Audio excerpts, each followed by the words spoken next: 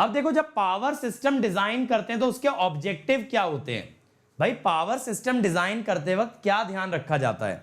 सबसे पहले भैया की सस्ती बिजली देनी है, सस्ती पावर जनरेट करनी है, सस्ती पावर जनरेट करनी है। तो सस्ती पावर जनरेट आप कैसे करोगे? आप कैसे करोगे? आप यहां पे मेरे भाई दो टॉपिक पढ़ोगे। पहला टॉपिक आप यहां पे पढ़ोगे इकोनॉमिक जनरेशन, ठीक है, कि किस तरह से पावर जनरेशन की कॉस्ट मिनिमाइज की जाए। और दूसरा आप पढ़ोगे इकोनॉमिक डिस्पैच। क्या पढ़ोगे? Economic dispatch. ये दो चैप्टर ऐसे आएंगे जो कि आपकी पहले ऑब्जेक्टिव को सेटिस्फाई कराएंगे, ठीक है। इसका क्या मतलब है कि हमारा जो सिलेबस है ना वो इसी तरीके से डिजाइंड है, वो इसी तरीके से डिजाइंड है कि आप पावर सिस्टम डिजाइन की बात करो, आप पावर सिस्टम कंस्ट्रक्शन की बात करो, और जो जो आपका टारगेट है आप वो सेटिस्फाई करते जाओ। दूसरा, rated voltage and frequency consumer को मिलना चाहिए।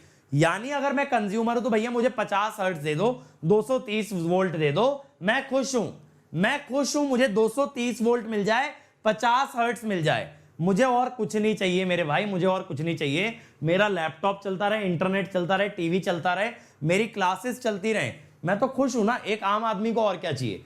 इंटरनेट चाहिए हमारी जनरेशन को इलेक्ट्रिसिटी चाहिए, खुश है ना, सब लोग खुश हैं। तो रेटेड वोल्टेज एंड फ्रीक्वेंसी देने के लिए आप दो चैप्टर पढ़ोगे, एक वोल्टेज कंट्रोल, मैंने आपको लिखवाया भी था ना, ट्रांसमिशन डिस्ट्रीब्यूशन के सिलेबस में दिखाया था, और एक आप पढ़ोगे फ्रीक्वेंसी कंट्रोल। ये दो टॉपिक आपके हैं किसके लिए? ताकि कंज्यूमर को रेटेड वोल्टेज और रेटेड फ्रीक्वेंसी मिले। अब रिलायबल पावर सप्लाई मिलनी चाहिए भाई कंज्यूमर को। ऐसा ना हो आज पावर है कल पावर नहीं है, तो रिलायबल पावर चाहिए। तो यहां पे आप क्या यूज करते हो? Transmission line and UG cable, यानी दोनों का यूज करके ये मेक श्योर करो कि कंज्यूमर तक पावर पहुंचे। सूरज पांडा मेरे भाई, रेटेड वोल्टेज माने 230 वोल्ट। अब इसमें कितना मुश्किल चीज है यार। बिल्कुल ही ऐसा मत कर दो कि मैं भी हैरान हो जाऊं कि तुम इलेक्ट्रिकल को बिलोंग करते हो, ठीक है। रेटेड वोल्टेज क्या है? जैसे आपके बल्ब पे लिख के आया 220 वोल्ट तो उसकी रेटिंग है 220।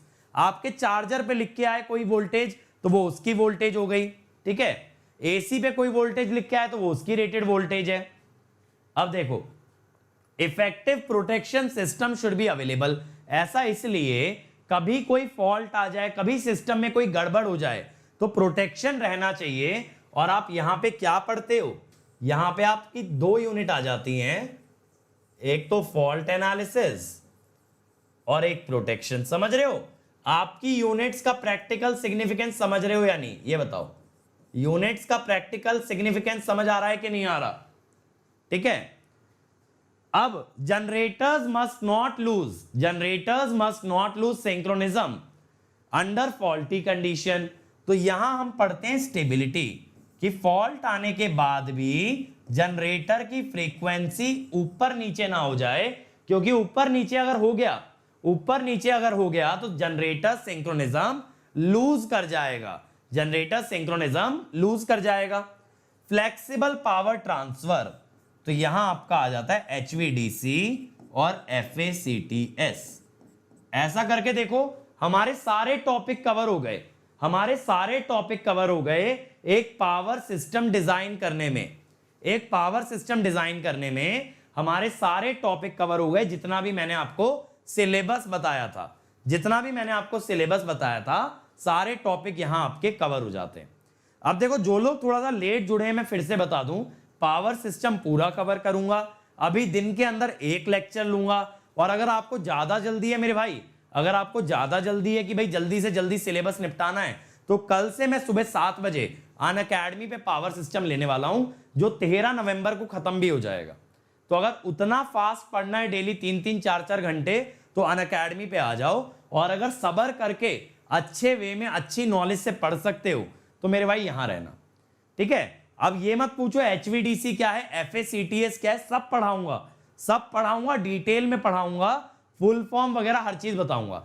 FACTS है फ्लेक्सिबल AC ट्रांसमिशन सिस्टम, लेकिन आपको सबर करना पड़ेगा मेरे भाई, बिना सबर के कोई फल मिलने वाला नहीं है, ठीक है। ये चीजें क्लियर हो गई आपको।